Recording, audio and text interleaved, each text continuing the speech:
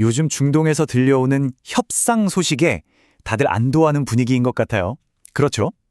하지만 저는 오늘 아침 뉴스를 보다가 뭐랄까 펜을 탁 내려놓고 한참을 생각하게 되더라고요. 그 평화로운 소식 이면에 느껴지는 어떤 미묘한 불안감. 오늘 그 이야기를 한번 깊숙이 파헤쳐 보겠습니다. 바로 이 질문, 이게 오늘 이야기의 핵심입니다. 만약에 말이죠, 우리가 보고 듣는 이 모든 평화의 제스처가 사실은 거대한 판 위에서 움직이는 누군가의 아주 치밀한 전략의 일부라면 어떨까요? 오늘 이 복잡하고 위험한 이야기 속으로 한번 들어가 보시죠. 이야기의 시작은요. 아주 뜻밖에도 숫자 하나에서부터입니다. 이건 그냥 통계가 아니에요. 거대한 사건의 시작을 알리는 뭐랄까 신호탄 같은 거였죠. 자, 시간을 한번 돌려보죠. 트럼프 대통령이 소셜미디어에 이란이랑 대화 잘 되고 있어요 하고 글을 올리기 딱 15분 전이에요.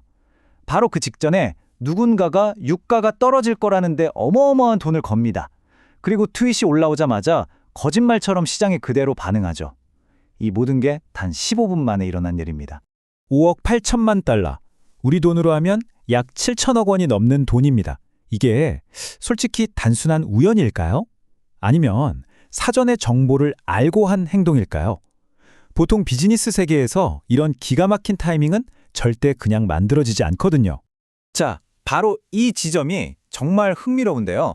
이 그래프를 보시면 트윗 하나가 시장에 얼마나 즉각적이고 또 얼마나 강력한 영향을 미쳤는지 바로 알 수 있습니다.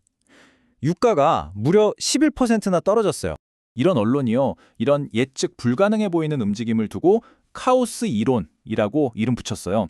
재밌죠? 그러니까 금요일에 시장문 닫기 전에는 막 군사적 위협을 가하고 월요일에 다시 열리기 전에는 평화 메시지를 던지는 거예요.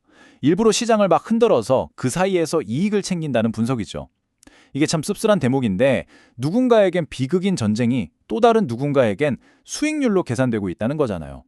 자, 그럼 이게 정말 돈 벌려고 벌이는 쇼에 불과한 걸까요? 아니면 그 뒤에 더 큰 그림이 있는 걸까요? 이제 돈 문제에서 한 걸음 더 들어가서 실제 현장에서 벌어지고 있는 군사적 현실을 한번 보시죠. 바로 이겁니다. 이 말과 행동의 불일치. 이걸 보면 진짜 속내를 알 수 있죠. 공개적으로는 대화 잘하고 있다고 말하면서 실제로는 3,000명이나 되는 최정예 공수부대가 훈련까지 취소하고 18시간 안에 이란으로 투입될 준비를 끝냈다는 겁니다. 이 상황을 설명하는 아주 기가 막힌 비유가 있어요. 우리 잘해보자 라고 말하면서 등 뒤로는 이별 통보서랑 이삿짐 트럭을 숨겨놓은 것과 똑같다는 거죠. 이러는데 상대방이 그 말을 믿을 수 있을까요? 당연히 이란 쪽에서도 이걸 그냥 시간 벌기라고 생각하고 오히려 더 강하게 나올 명분만 만들어주는 꼴이 되는 거죠. 그리고 이건 그냥 부대 하나 움직이는 그런 단발성 움직임이 절대 아닙니다.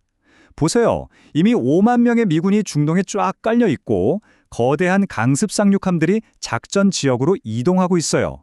또 군용 수송기는 3월 12일 이후로 35번 넘게 쉴 새 없이 뭔가를 실어 나르고 있습니다. 데이터는 명백하게 긴장이 높아지고 있다는 걸 보여주고 있죠.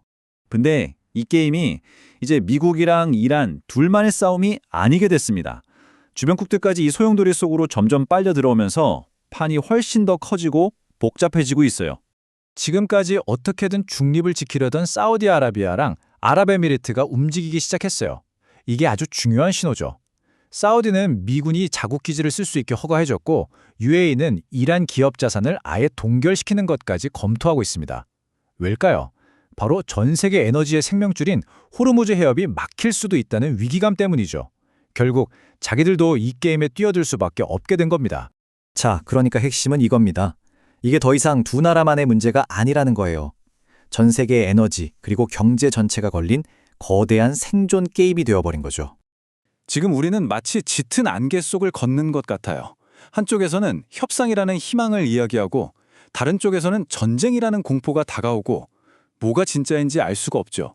자, 그럼 이 혼란 속에서 우리가 놓치지 말아야 할 가장 중요한 건 대체 뭘까요? 오늘 이 이야기들을 쭉 따라오면서 제가 내린 결론은 이겁니다. 진정한 리더십이라는 건 상대를 속여서 이득을 챙기는 그런 기술이 아니라는 거죠. 오히려 가장 힘들고 가장 불리한 순간에도 진실을 말할 수 있는 용기, 바로 거기서 나오는 게 아닐까요? 정말 아이러니하죠. 지금 이 순간에도 누군가는 이 상황을 이용해서 돈을 벌고 있고 또 다른 누군가는 목숨을 걸고 전장으로 나갈 준비를 하고 있습니다. 오늘 밤 여러분의 하루를 돌아보며 일기를 쓴다면 어떤 문장을 적게 될까요? 어쩌면 우리도 마찬가지 아닐까요? 당장 눈앞의 작은 이익 때문에 더 중요하고 소중한 가치를 놓치고 있는 건 아닌지 한 번쯤 생각해 볼 때인 것 같습니다.